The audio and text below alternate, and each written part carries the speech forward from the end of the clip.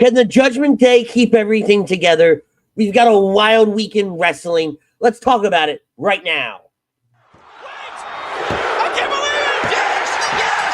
A Rock is going to WrestleMania! Randy in position for another curb stop. Oh, my unbelievable counter! Oh, my God! Unbelievable! Good evening, ladies and gentlemen, and welcome to another exciting edition of In This Very Ring, right here live on A2D Radio. I am the best there is, the best there was, and the best there ever will be. My name is Ritz. And joining me as he does each and every Friday night, the mayor of Toasty Town, this is Butters. What's up? Hi, caramba. Well, Butters, you weren't on last week. You had a trading card tournament. How did that go? I got stomped by a squirrel. Let's just put it that way. Okay, I'm not going to ask any more questions because I feel like I would just relentlessly make fun of you. Squirrel stomped a mud hole in my ass and walked it dry. Let's just put it that way. Yeah, like I said, I would just make fun of you. That being said, our show is brought to you by our friends at Baggio's Bread. Baggio's Bread is located in Mount Laurel, New Jersey. Home of the best stuffed breads, tomato pie, sandwiches, cutlets, and meatballs. Mention A2D Radio for 10% off your in-store purchase. Man, it's been a week in wrestling. It's been interesting. But our top story tonight is the Judgment Day. They seem to be dominating the Raw storyline right now, especially given how Raw ended this past week with Dominik essentially breaking things off with Liv. Whatever they potentially had is no more. He claims that he hates her. She's done nothing but ruin his life, and wants nothing to do with her. And then Rhea Ripley essentially marked her territory and solidified that they are, at least for the moment, back together. But it does raise a question that we've been talking about kind of off and on over the last few weeks. Will the Judgment Day still be together after SummerSlam? This question is brought on by it was a reel or a TikTok, one of the shorts on social media that WWE put out earlier this week. We saw JD McDonough, Dominik, and Finn Balor all walking together, and then several paces back, and I mean like a good distance back, was Rhea and Damian Priest. Kind of like the OGs and then like the newer expanded era of the Judgment Day, kind of walking differently.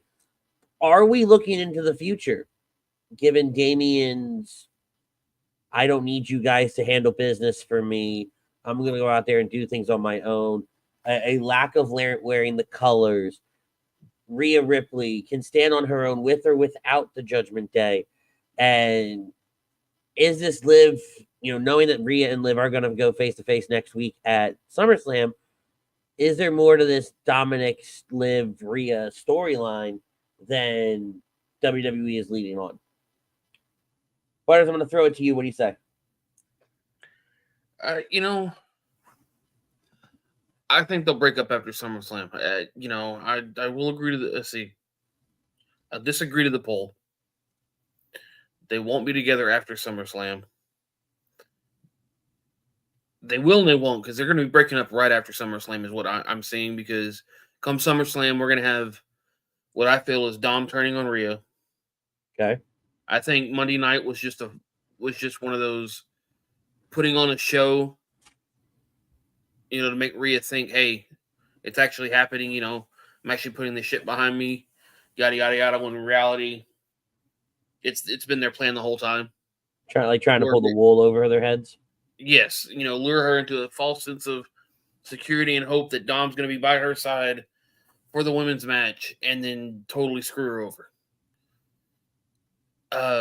Damian Priest, whether he wins or lose, he knows he can be on his own. He knows he doesn't need the Judgment Day. He's made it loud and clear multiple times. Then you have Priest and Balor, who have currently have the tag titles, which is good. Which you Rhea mean likes. McDonough and Balor. McDonough and Balor, sorry. Which Rhea likes, but they lost Monday night. They have potential. Potentially they could have a set of challengers right there in Jay and Sammy, and lose the titles. As soon as Monday night, and that could cause a downward spiral of the Judgment Day. So wait, Monday there's a match for the titles? No. I'm saying there could be. Michael Cole alluded to it. If they win, they just knocked off the tag team champions, and they could have a match as early as this coming Monday. Okay. I missed some of the dialogue Monday night, and so if they lose the titles this early after getting them back, they only won them because Liv Morgan helped them out. Well, and that's so I love how you broke that down, and you took kind of all the different entities within the Judgment Day and really kind of expanded upon them. I'm going to work a little bit backwards though, because I think the Finn Balor, JD McDonough, it's the unsung sleeper cell of the Judgment Day. Mm-hmm. Because to your point, Liv did help them win those titles. So we've alluded to, Finn and Liv kind of having a thing more so than Dominik and Liv. I could very much see the fact of Dominik really was being played by Liv, and it was really Liv and Finn kind of pulling the strings behind the scenes. Dominik would still cost Rhea the title, but it'd be inadvertent, which would then separate Dominik from Liv, would then separate JD and Finn from the Judgment Day. Liv would side with JD and Finn. Damian would just separate on his own accord, right? Because as he sees all this playing out, he goes, "You know what? No, I'm done. This is too much for me. I'm out of here." Not even too much for me. This is beneath me, kind of deal. I'm the world champion, and you guys need to get your things, get your houses right, and then come back and talk to me. And in doing that, I think we see Liv. Liv isn't the one really kind of at the helm of this. This is all Finn. Dominik still siding with Finn and JD because they accept him, right? Mm-hmm. Rhea has cast him aside once again. Damian wants nothing to do with him. Yeah, while Liv may have been like the catalyst to destroy everything, they're still willing to accept him. Yeah. Right? At that time in that moment.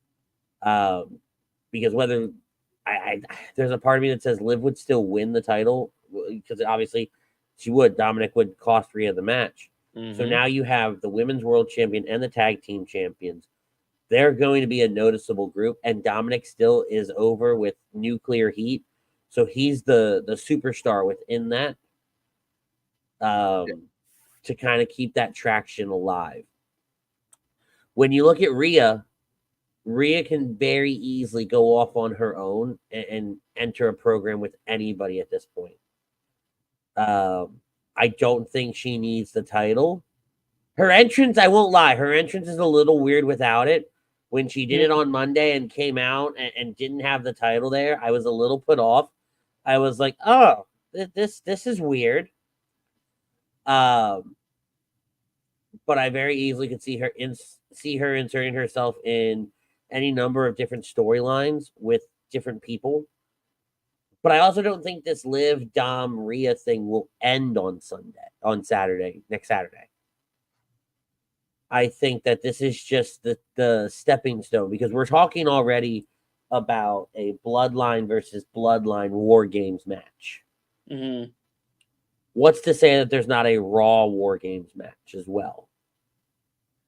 Well, they usually one does the women's and one does the men's. I mean, correct, but I could see them going a different route with this now, right? You're going to have the Bloodline doing the War Games, especially after Solo's promo to close out SmackDown tonight, which we'll talk about later.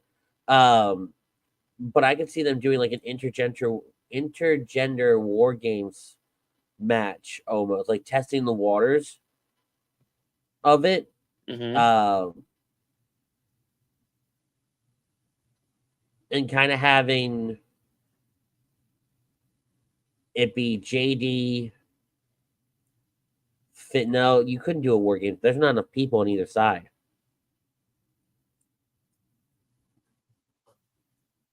I still think it would break down into something where we see JD and Finn, or Finn and Liv, I'm sorry, versus Dom and Rhea. I think that's very much on the cusp. And that's where Dom, I think, would turn. I don't know if I see the more I talk this out, the more I think about this. If Liv and Finn are a thing, in secret, in the back, whatever, Mm-hmm.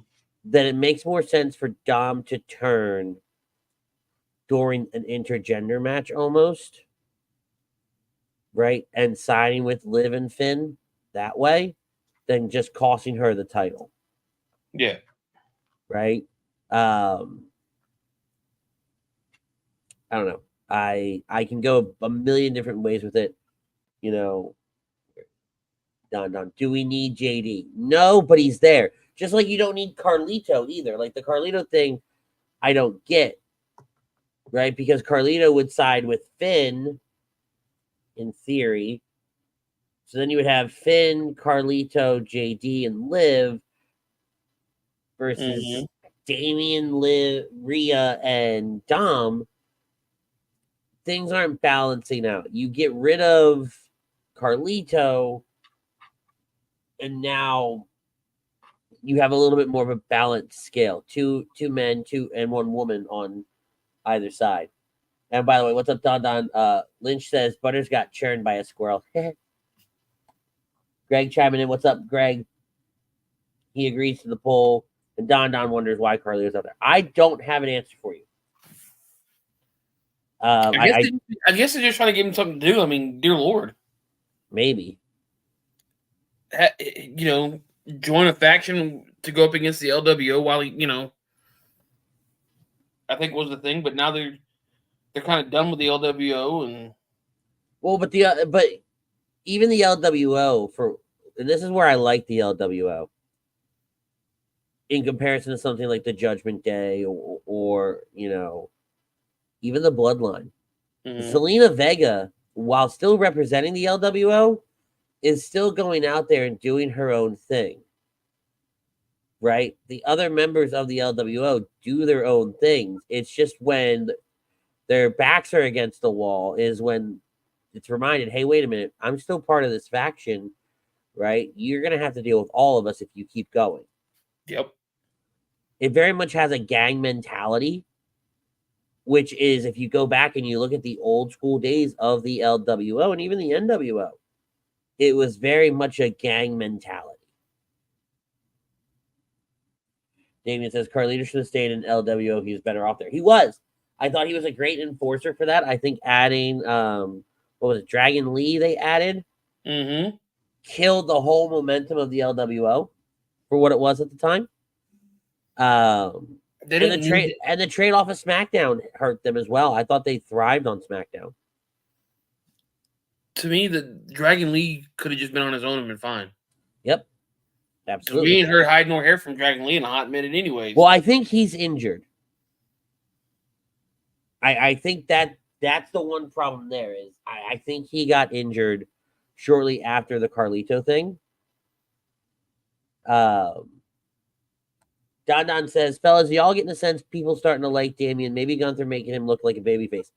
I think that's the route they're definitely taking with this because Gunther's been a heel, still is a heel. While people have a lot of respect for Gunther, Damian's been, even before the beatdown segment with him on Monday night, Damian's been positioned as this more face-like character than he has been a heel. And it's been for probably the last 2 months or so when it was actually pretty much when he had his thing with Drew. No, I'm sorry. Right after his thing with Seth. Right after his match with Seth, they started positioning him as a face, knowing that Gunther now is his next opponent. Yeah. Right, and Gunther is a mega heel. And I think that's a smart play, right? Because you're going to keep Gunther where he's comfortable. I don't see Gunther ever being a face, right? He'll either be a heel or he'll be something kind of in between. I was about to say it'd be really hard for Gunther to turn face. I couldn't picture how that character would go, right? At this stage in his career, maybe later down the road, right? He's the ring general, and I'm going to teach you how to be a better wrestler.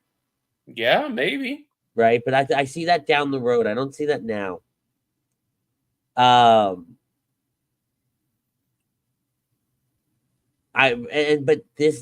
That's a great point though. The Damian Gunther storyline has operated without the Judgment Day because it doesn't have Imperium, right? Because one doesn't exist anymore and the other is out with an injury. So you're having to position Damian, if you want him to truly be a babyface in this scenario, you have to position him without. And like I said earlier, Damian's even stated he don't need the Judgment Day. Exactly. He can take care of business on his own. Damian says, question, is it just me or is Liv's second title run more boring than as the last one? I mean, she hasn't defended it other than the match with Becky and Zelina.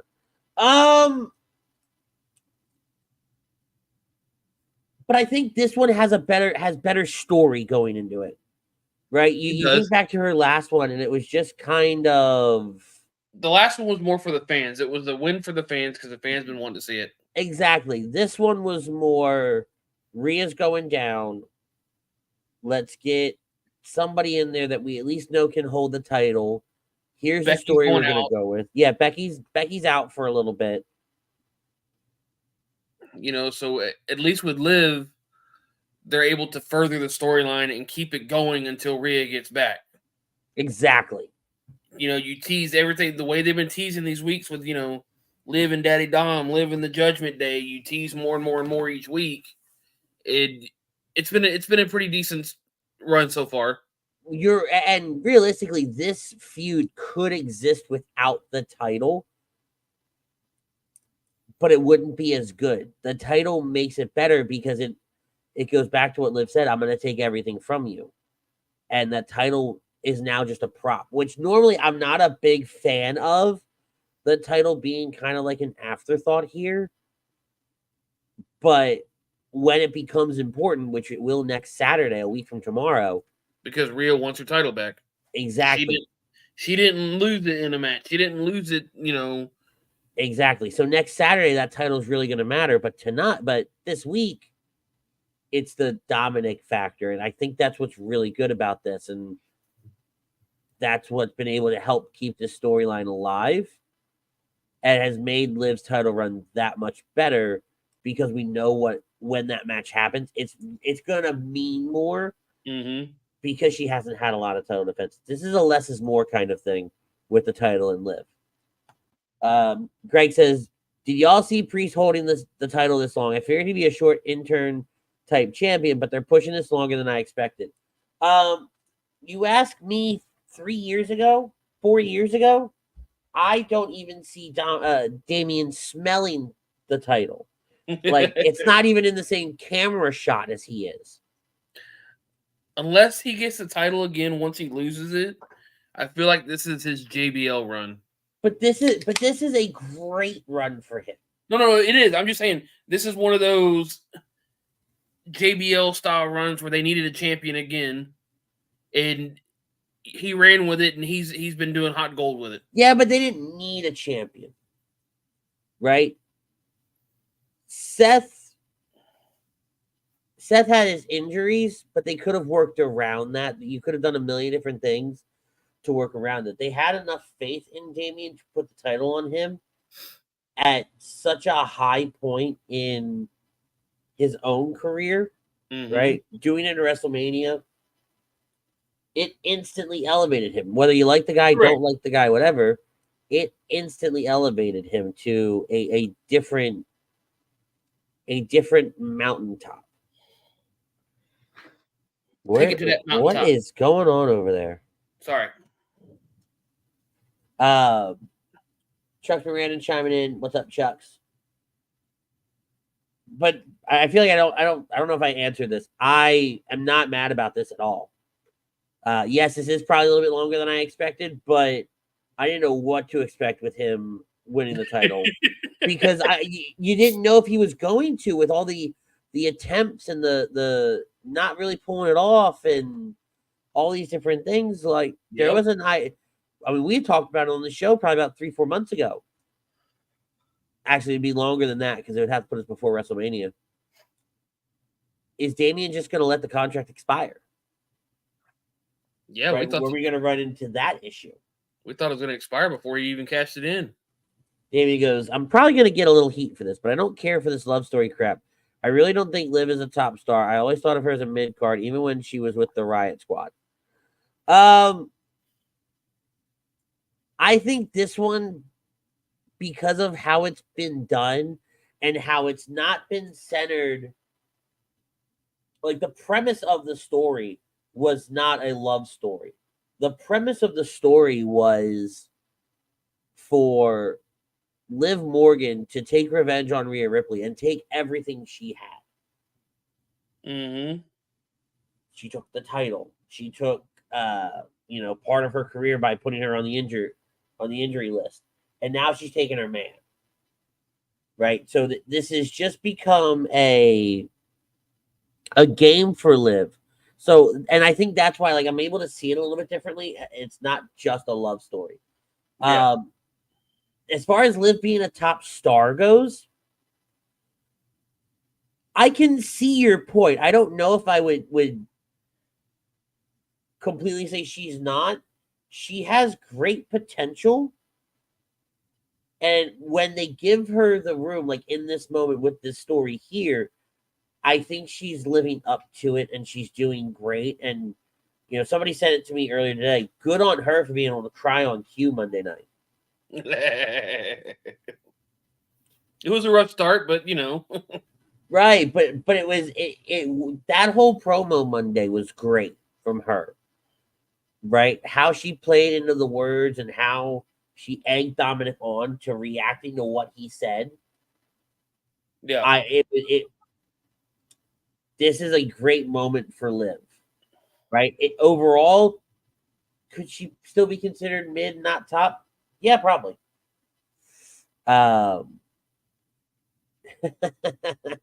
She cried better than Lola Vice.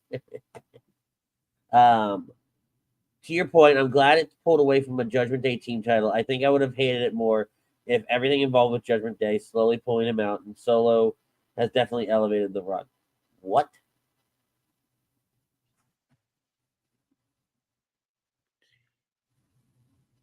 You want to help me translate this?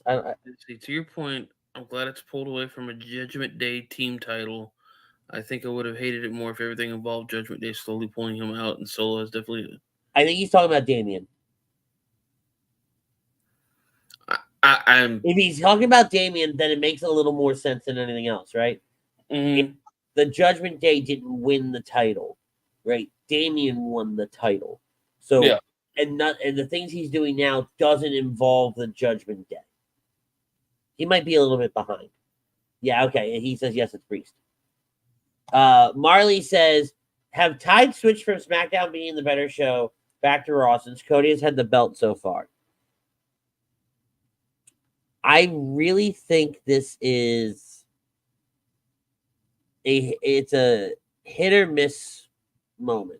Sometimes SmackDown's the better show of the week. Sometimes Raw's the better show of the week.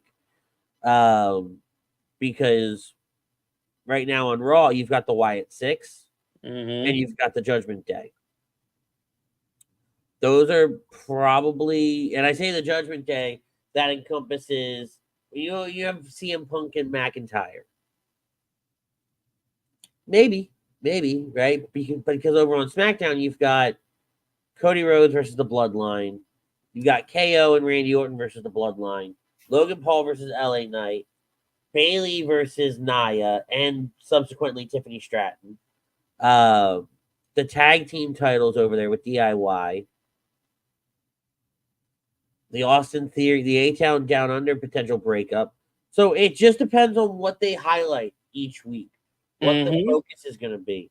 I think if you took main storylines and compared them, Cody versus the Judge versus the Bloodline, the downfall to this is we know that, and we saw that evident with Solo's promo tonight when he ended it with, if Roman Reigns has a problem with that, he'll end up like Randy, Kevin, and Cody. Yeah. Which tells me he's on his way back. So it's just hit or miss. Like, I think this week's Raw ended better because there's better energy, but to SmackDown's, to help SmackDown a little, this week's SmackDown was taped. Right, and I get that, right? And that was where my defense was going. This was a taped SmackDown, but because they're in Japan. Right, but that promo with the Bloodline, knowing that the Tongas are going for the tag team titles, knowing that the next day Solo's going for the Universal title, they're going to handle family business. It's a very good promo, and it is a great way to end the show. But you've also been saying a lot of what we've been hearing. We're waiting for that next chapter. So this is where it's that lull, right? Where certain things hit really, really well. And now, no, I don't think it's intentional, right? And I wouldn't say it goes down. You've just stayed stagnant, right? You were on an increase. You leveled out, and you've leveled out for way too long before you start peaking again. Right? I think that is where they're at right now with the Judgment, not the Judgment Day, the Bloodline, because of time, right? You don't know how well something's going to hit. You don't know how well something's going to go. And now you're at the point where it's, ooh, we might have done too much before SummerSlam. Like, we're about a week. I think they're about a week too early with everything. Damien says, I think Raw is better every week only because it's more free and less censored on USA Network. It's still again, I think it's a hit or miss, right? I can see your point, but some weeks Raw just ain't it, man. Yeah. Don says, no Randy, no Kevin to help Cody. I'm just waiting to hear, ladies and gentlemen.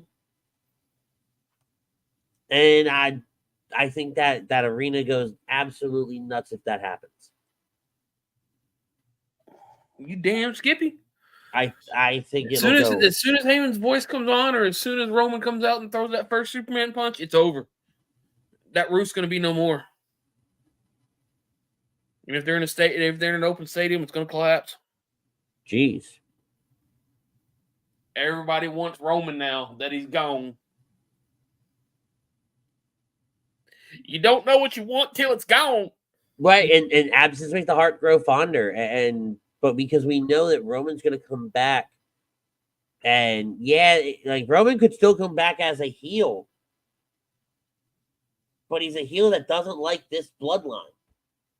So by proxy, he becomes an in-between, but almost a babyface to some people because they want to see Roman win. Right? Nope. We're cool with the bloodline being the dominant evil force. We just don't like the fact that you're the one in charge. Bingo. So, next week will be very, very telling. If Roman doesn't come back next week, I think it's a missed opportunity. But, I think we're good on Judgment Day. And I think we're pretty solid on that conversation. Don. I will say Jacob is starting to become my top 3 favorite. That man is vicious. That man is brutal. That man is a problem. He's a wild Samoan. And I think it's what Solo was. What Solo should still be. And what Solo should still be. but I think he just does it better. Exactly. Damien says, speaking of timing, I know I'm going to contradict my last comment, but screw it. USA going on commercial during the Priest and Gunther brawl. That I think is poor. I don't think it's a USA decision. I think that's more poor timing on WWE's part. They let something go too long, in my opinion, because I think some of that is we're going to commercial regardless at this time. Yeah, especially if you watch it on Hulu, you just SOL. Yeah, so I don't know if I will never know the answer to that, right? Because none of us are in the production truck. Normally, I would blame WWE, but they haven't made a mistake like that in a while. So I almost want to blame the network on that. Yeah, right. The network they was have saying set. it's almost like the network saying, "All right, at the 10-minute mark or the whatever mark you want to pick, 12 minutes, 11 minutes, whatever the case may be, you have to go to commercial at these times." I was about to say the network usually sets their standard of this is what the commercials are going to be. Get it done. Yeah. I don't really want to talk about it, but we're going to talk about it because I know you want to talk about it. I just brought it up to talk about because it's This Week in Wrestling, and it was a pretty decent moment. Let's have it. MJF rebranding the international title into the All-American AEW title. It's a new title, but it wasn't the international. I thought it was a Continental title. Was it the Continental that he changed? My point, but I think it was a Continental title.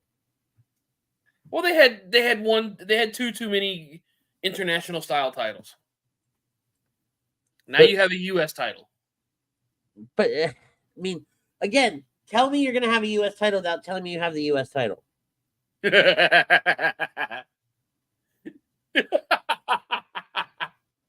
Right? Because this is where WWE was smart, though. Right? WWE has the United States Championship and the North American Championship. And AEW was like, well, we're screwed. What are we gonna call it? I was perfectly content. I'm on Marley's side here. Too many titles. Right? Yes, but I agree. I was perfectly content with you calling it the Continental Championship. Right? Perfectly fine with it.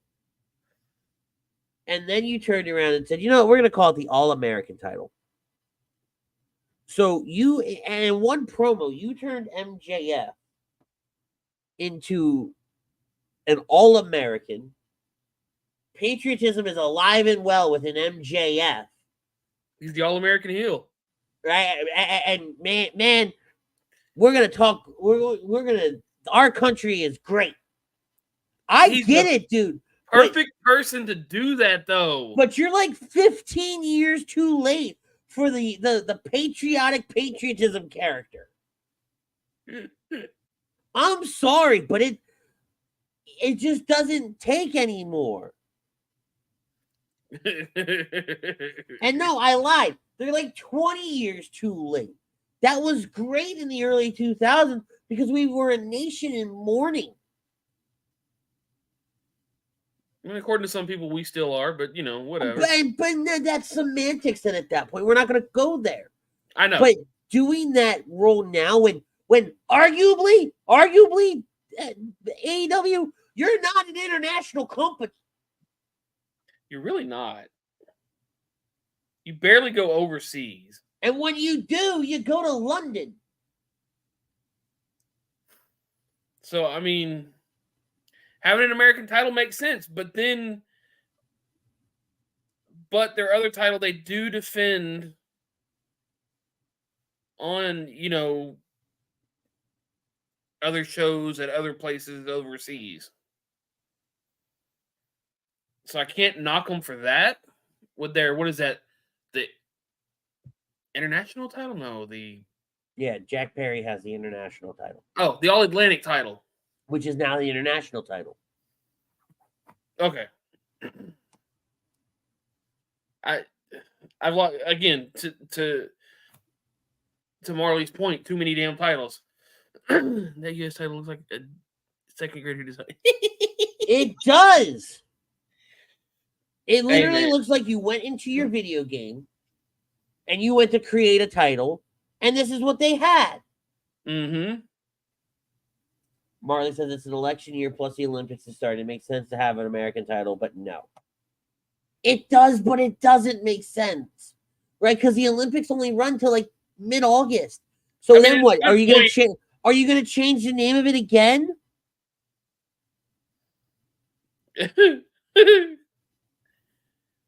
But I mean, let's see. Yeah, MJF in his damn promo revealing a Rocky IV style freaking title. So explain to me. I would love to know from your point of view, because you're the one that brought it up. How was it a good moment? How was it a good moment? Yeah. What made it good? The fact that, that whole segment, Ospreay gets his tight rematch. Because you had a banger of a match last week. That doesn't make it a good moment, though. The promo was okay. I don't know. Don't get me wrong. MJF doesn't do a bad promo. No. Right? I think with what he was given, I think he did the most. He did the best he could with it. But Jesus Christ. Did you need to have, and again, it's very MJF, so there is a part of me that gets it. But did you need to have the streamers explode? And mind you, you're doing this on a night where you have 2 rings. So your camera angles are already garbage. Oh, no. I laughed at those streamers because they all went in one clump into one place. My point. Because, again, we can't do anything right on AEW. And then you unveil this, 30-foot flag behind MJF, completely blocking everybody from seeing Will Ospreay make the run-in. But so you look at nobody knows that Ospreay's in the ring. Did you look at the flag, though? Yeah, it had his face on it. It had his face on all 50 stars. I get it, but Jesus, man. No, I get your point, though. Have that drop over the ring, not the ring, the stadium, the stage area, where you're not blocking your entire audience. Well, you could have done it higher up where you're not blocking your audience. No, you saw how big that flag was. Yes. It went from the roof to the floor. No, it went from the little box light, whatever the hell it's called. Butters. The Tron. Butters. Listen to me. That flag was unnecessarily big. I can agree to that. Okay? It was unnecessarily large. You blocked out a major portion of your reactive audience because that is your reactive side. That's the side that you want to catch the reactions of, and you decided to put a 35-foot flag on your hard camera side, yeah, in front of the people that should be reacting to Will Ospreay running in the ring a week after these two tear the house down. So, with that being said, you black sweatshirt wearing douchebag, you once again ruined what could have been a phenomenal moment. I mean, the night ended pretty decent. Oh, it did. Oh, excuse me. It did it? Blood and guts? Oh, yeah. Where the only reason Team AEW won is because they threatened to light somebody on fire. They threatened arson to win a match. This is they handcuffed. Shut up. They handcuffed a man to a steel cage and beat this man with chairs. and then poured gasoline on him with the intent to light him on fire. That is attempted murder. You got a title shot out of it, and you made the man say, I quit. No. You made one of the Bucks say I quit. But that's my point. You made somebody say, I quit. So you didn't even get the validation of pinning him. Your job.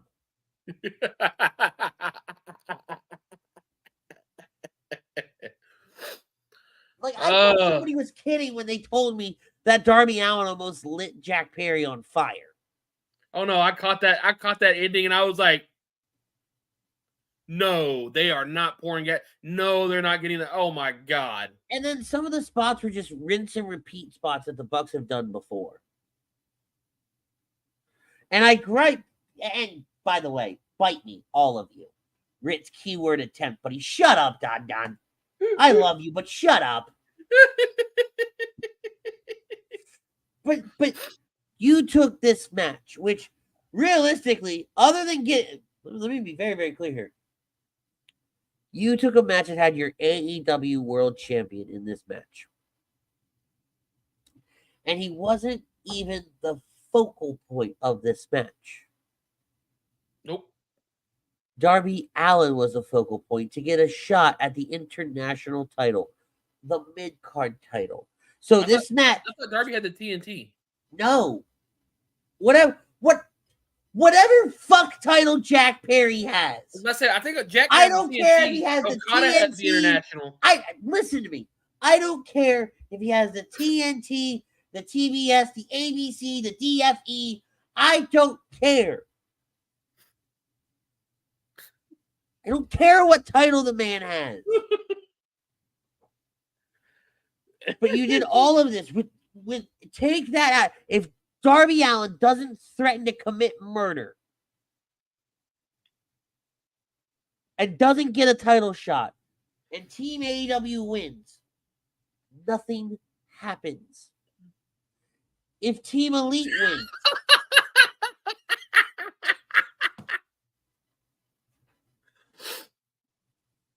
say it again.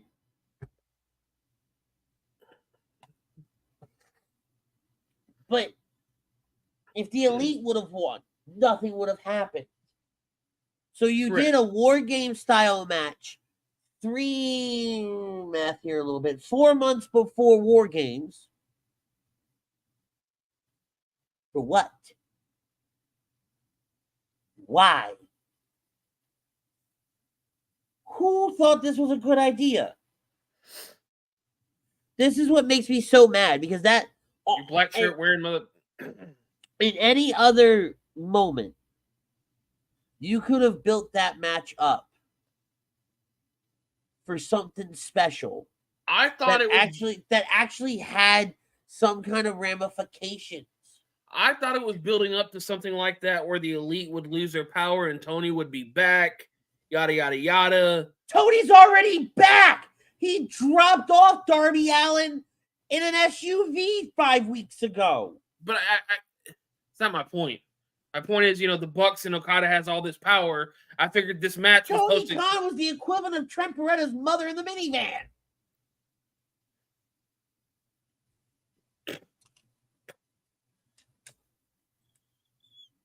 I mean, my Christ. But I thought that's where this match was leading to, where the Bucks are now out of power and they're just back to being basic ass little wrestlers. You wouldn't know, because what was the key? What was the key takeaway from that? Darby Allin has a title shot against Jack Perry next week. I thought it was at All In. All In? Who cares? No, I was just saying. Legitimately, I thought it was All In because I thought they were building an All In card. It might be. I'm on a roll though. I know. But and then to Damien's point, how are you going to call it blood and guts when there's no blood and guts? You had a couple chair shots and a stapler involved. But you have to stop. Like, this event, historically, this event has just been abysmal. God awful. dumpster fire trash can. Mm-hmm. Stop. Go away. No, I get you. On to bigger and better things. Oh. Away Like from the what? the new match announced for SummerSlam. CM Punk, Drew McIntyre with a special guest referee of Seth freaking Rollins. Okay. No, I was just getting us out of AEW because I know you're not. No, that's fair. My heart rate's already through the roof. Please. But, they announced the match. Pierce said they had a special guest referee for it. Here comes Rollins to interject himself since he hates both of their guts. And now this Monday night, Rollins gets to come out and announce his referee rules. I can't wait for this shit. His referee rules? Referee instructions, rules, whatever you want to call them. Adam Pearce stated Monday night Seth Rollins was going to let both of them know his instructions for the match. It's overrated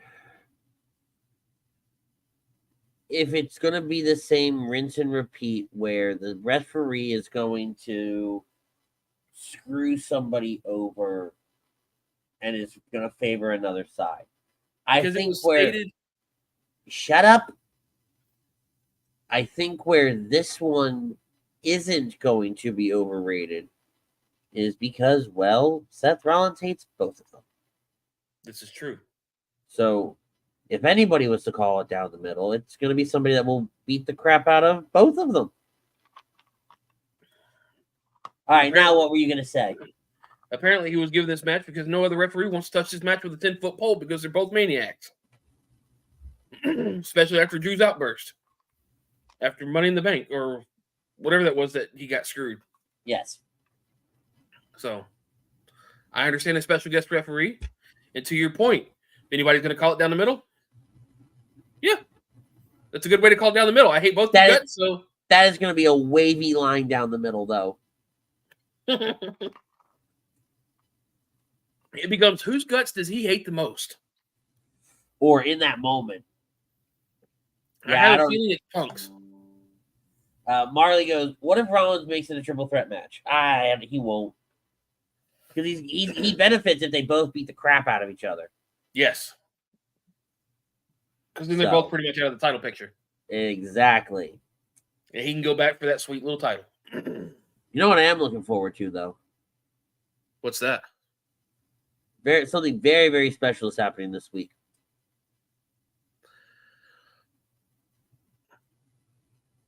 For the first time ever on WWE NXT TV. Uh-oh. There will be a concert of epic proportions. Oh, I gotta watch. I see where this is going. The prodigal one, Joe Hendry, will be having a concert, and I cannot wait. That man. The memes, not the memes, the reels, the TikToks. I have to send you one. So you know the scene in Lilo and Stitch, the first one, when Lilo finds out that Stitch can put his finger on the record player and play Elvis? Yes. They do that with the Joe Hendry theme. Yeah, I definitely got to be sent that one. I need to see that one. It's fantastic. Don says, fellas, I will say I didn't believe at first, but now I'm a believer in Joe Hendry. I have loved watching the rise of Joe Hendry. Like, I think back to his days in the smaller promotions, and you always kind of like, I say you, a lot of us that are in this chat and a lot of us that hang out, on here and talk wrestling, we have a good sense of the industry. We have a good sense of, hey, you know what, we see something in this person. We're by no means experts, professionals when it comes to talent scouting. Mm-hmm. But you can just watch somebody and go, if this guy's treated right, he can make money, and this man is printing money at this point. There is not like, I mean, the New Orleans Saints players on their way out to Here's what practice. Elias should have been. Yes, but literally one of them stopped their social media guy and was like, "I've got a song stuck in my head. I believe in Joe Hendry." I saw that video. Damien goes, the real question is, how does Drew still have Punk's bracelet? Like, WTF, Punk? You beat his ass at Money in the Bank and you didn't get your stuff back. Yeah, well, fail on your part. Jamal Williams is his name. I don't care what his name is. The man believes in Joe Hendry. Right? That's all I need to know. We are getting more and more believers in Joe Hendry. We believe. We believe. We believe. We believe. Probably do that next time without the voice cracking. My bad. Okay. But no, I do think that Joe Hendry ends up taking the title off of Ethan Page. I hope so. I understand him not getting it at TNA on Saturday.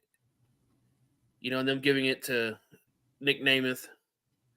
But man, I totally agree to the same sentiment. I hope they give him the NXT title. That'd be so good. It'd be amazing. Yes, the song is very catchy. So if you guys remember, Bobby Roode's theme song, Glorious. Love that song. One of my all-time top favorites. Also very catchy. And I would use that song to torment the people I work with. I now use Joe Hendry's theme song to torment the people I work with.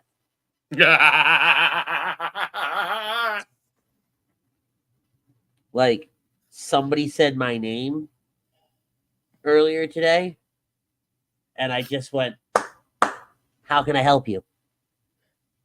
Because I just appeared.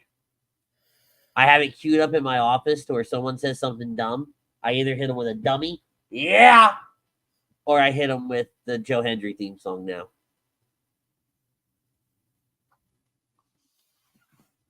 Bye, Greg. Thanks for hanging out with us, buddy. Later, Greg. Oh, man. Man, oh, man. Great moments. You love to see them. That not gonna lie, Joe Hendry picture popping up scares the crap out of me more than the Wyatt 6 jump scare thing. Because it's so good. It is true. Dude, don't tempt me. We won't have the audio, but don't tempt me. I will put something in the back end of this thing for when someone says Joe Hendry, I have that photo pop up. Do not tempt me. It would be nice. Just have that thing. Bam! Oh, it would be so good. Do not tempt me. I may have to have that in there. I may put that in there for my own amusement. So. All right, guys. We're going to call it tonight. We're going to put a big bow on it. Big show next week. We got our SummerSlam preview and predictions that we're going to do. We're going to sit down. We're going to break down the entire match card and kind of lay out how we got here, where we think it's going to go during the night, and then how we think everything will end up after the fact. And that'll pretty much dominate the show next week unless anything major happens. We'll spend the whole time talking about that. But make sure you guys are hitting that like, hitting that follow, hitting that subscribe, following us on all the social media platforms. There's something for everybody here at HED Radio, so make sure you're watching us every single day, all the content we put out. We love you. We appreciate all of you. Mom, I miss you. I love you. Tell somebody you love them, guys. Peace, love, and joy. We're out of here.